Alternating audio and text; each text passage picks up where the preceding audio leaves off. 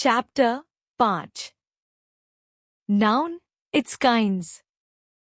A noun is the name of a person, place, animal, or thing. Everything that has a name and can be named is called a noun. संज्ञा किसी व्यक्ति, स्थान, जानवर या वस्तु के नाम को कहते हैं। वह सब कुछ जिसे नाम दिया जा सकता है और जो नामांकित हो सकता है, उसे संज्ञा कहते हैं।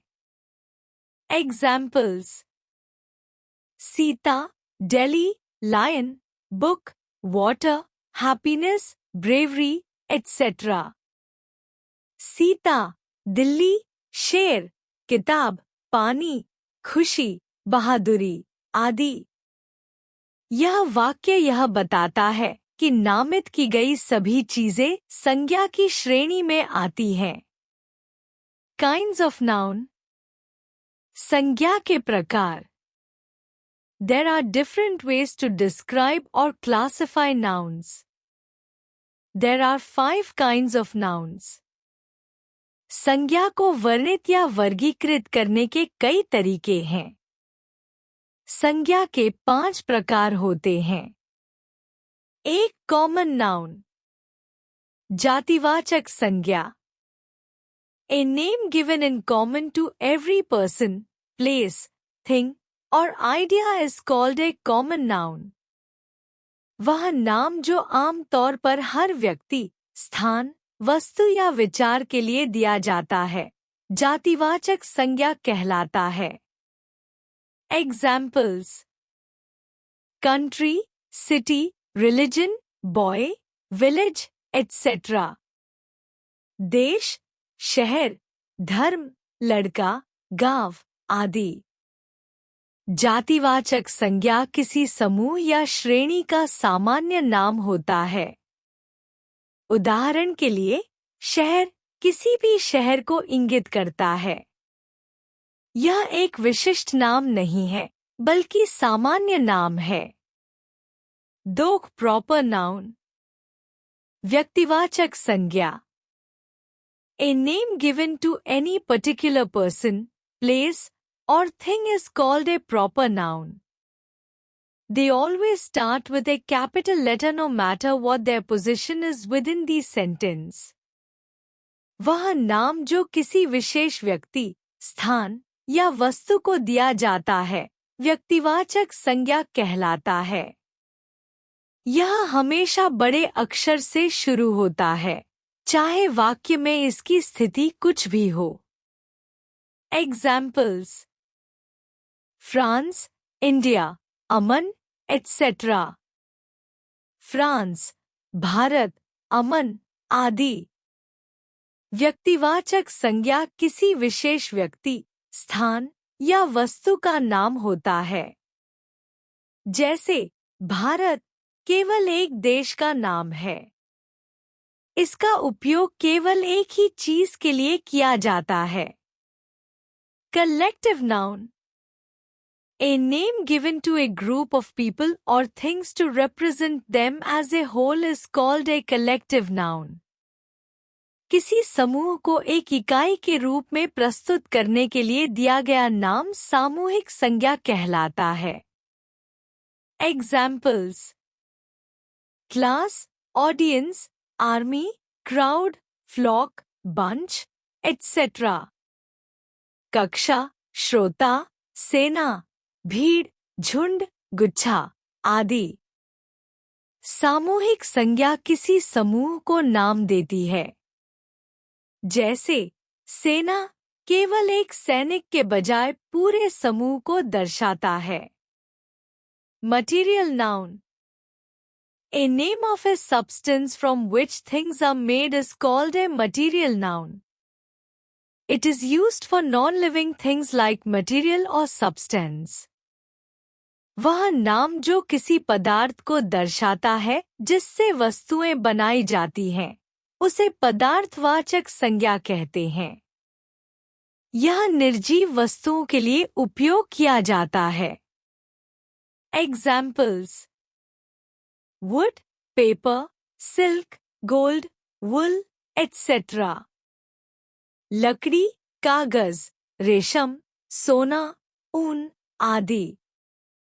पदार्थवाचक संज्ञा किसी चीज के निर्माण में उपयोग किए गए मूल पदार्थ को संदर्भित करती है। जैसे लकड़ी का उपयोग फर्नीचर बनाने के लिए किया जाता है। Abstract noun, a noun that describes a quality, state or idea is called an abstract noun. As suggested by the name, these nouns cannot be touched or seen. वह संज्ञा जो किसी गुण, अवस्था या विचार को व्यक्त करती है, भाववाचक संज्ञा कहलाती है। जैसा कि नाम से ही स्पष्ट है, इन संज्ञाओं को न छुआ जा सकता है और न ही देखा जा सकता है। Examples: happiness, sadness, childhood, honesty, courage, etc.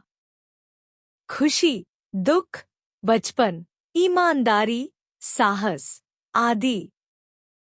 भाववाचक संज्ञा किसी भावना, गुण या विचार का वर्णन करती है। जैसे साहस को केवल अनुभव किया जा सकता है लेकिन देखा या छुआ नहीं जा सकता। Formation of abstract noun. Abstract noun from adjective, quality. गुणवाचक शब्दों से भाववाचक संज्ञा का निर्माण। Adjective abstract noun. Lovable, love. Generous, generosity. Cruel, cruelty. Wise, wisdom. Brave, bravery. Polite, politeness. भाववाचक संज्ञा का निर्माण विशेषण से किया जाता है ताकि किसी गुण को व्यक्त किया जा सके। उदाहरण के लिए wise, बुद्धिमान से wisdom, बुद्धिमत्ता बनता है। Abstract noun from verb, action. क्रिया से भाववाचक संज्ञा का निर्माण। Verb abstract noun. Choose, choice. Arrive, arrival. Depart, departure. Defend, defense. Prevent, prevention. Break, breakage. क्रिया से भाववाचक संज्ञा बनाने में क्रिया के कार्य को व्यक्त किया जाता है। जैसे arrive, पहुंचना से arrival, आगमन बनता है। Abstract noun from common noun. सामान्य संज्ञा से भाववाचक संज्ञा का निर्माण। Common noun abstract noun. Child, childhood. Friend, friendship. Thief, theft. Patriot, patriotism. Slave, slavery. Captain, captaincy. सामान्य संज्ञा से भाववाचक संज्ञा बनाने में व्यक्ति, वस्तु या विचार की विशेष अवस्था या स्थिति को व्यक्त किया जाता है। जैसे फ्रेंड, मित्र से फ्रेंडशिप, मित्रता बनता है। Read the following sentences. निम्न वाक्य पढ़े। The teacher is teaching in the class. शिक्षक कक्षा में पढ़ा रहे हैं। यह वाक्य एक सामान्य कार्य को दर्शाता है। Kangaroos are found in Australia. Kangaroo Australia में पाए जाते हैं। यह वाक्य एक प्राणी और स्थान के संबंध को व्यक्त करता है। There's a pack of hyenas outside. बाहर लकड़बग्घों का झुंड है।